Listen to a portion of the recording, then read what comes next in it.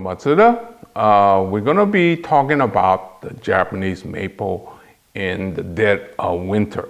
Okay, this is about the middle of January. And those of you in different regions, you're going to have to time this even differently than I do. I'm in zone 9 of the sunset book. Okay, now it's January, but it's going to start to warm up pretty soon. Today it's raining outside, and I think I have in the past talked about not working on Japanese maple. It's best not to, but if you have to, this is what we're going to do. So I'm going to be showing you techniques that if you don't have to do it, don't do it. Let's start with the fundamentals. I bet you that fly will recognize this, and those of you that drink a lot of coffee will recognize that.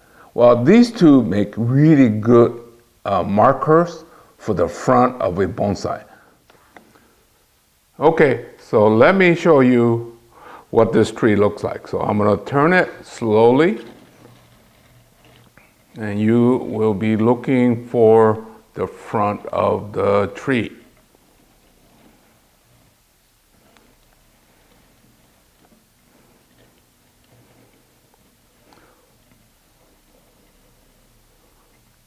Now, the front of the tree sometimes is kind of elusive. One time for sure this will be the front, and then you go back to it in a few years and it will have changed this look. Based on mostly about the root flare, I'm thinking maybe this is the best front. Take two out, or go slowly and take one at a time. And I think I'm going to go with the option of taking one out. And this one back here is quite large. It's not important if this is the front versus this or this is a must. But having two may not be bad at this point.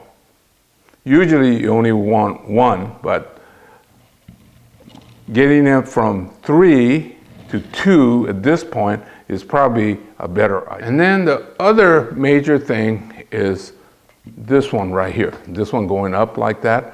It's probably better if we take this off and go down to cut this branch. And I'm going to cut it as close to the trunk as possible. Okay, now this is not advised. It's better to wait till this thing has started to grow and fully leafed out and hardened off. But if you really want to do it during the middle of the winter, this is the process. First of all, make sure your soil gets dry as possible. Now this has been away from the rain for overnight. It's still plenty wet. So if I really wanted to do it right, I wait a week. But I need to make this video now, so I'm going to kind of jump the gun a little bit. Now, the other thing you could do is, especially if your root is still wet, what you could do is to take and cut a little bit of the roots. Now, if you're going to do a major, we could do, but minimum of a little bit of root. Evidently, what that does is temporarily slows down or stops the flow of the sap, okay? And that's why you want to dry and or cut a little bit of the root. So I is get as sharp of a tool as possible, cut, and have your seal ready. So what you're going to do is cut, and before it has time to start flowing and the sap flowing, we want to put the seal on. You got to make sure the seal you have is waterproof, because if it's not waterproof and you cut into it and it starts to weep, then you got a problem. So I made the cut and I'm putting on the seal. And make sure you get it completely around and slightly overlap, okay? So here's the seal and it's ready to go. The other thing that we can do, well, the other obvious one here, this would look better if it came down and this is not doing anything. So we could cut it again, but if you have the patience, then what you should do is mark it. Okay, this time of the year, when it has no leaves, it's easy to, when it's warmed up.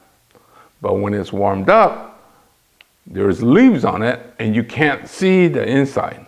So that's the dilemma of the Japanese maple. Most of your other deciduous, you could just do it in the winter, which is very easy.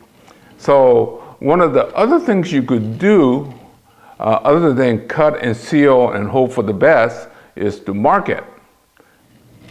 I found that it's better not to use a green marker. So I have a red one. And where I'm going to cut later, I will mark it.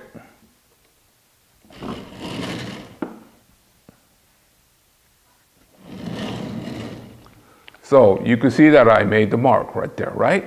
And then there's a few other branches. Okay. So this is Hiro saying goodbye again. And hopefully we'll see you in another chapter. So please keep watching, subscribe, tell your friends,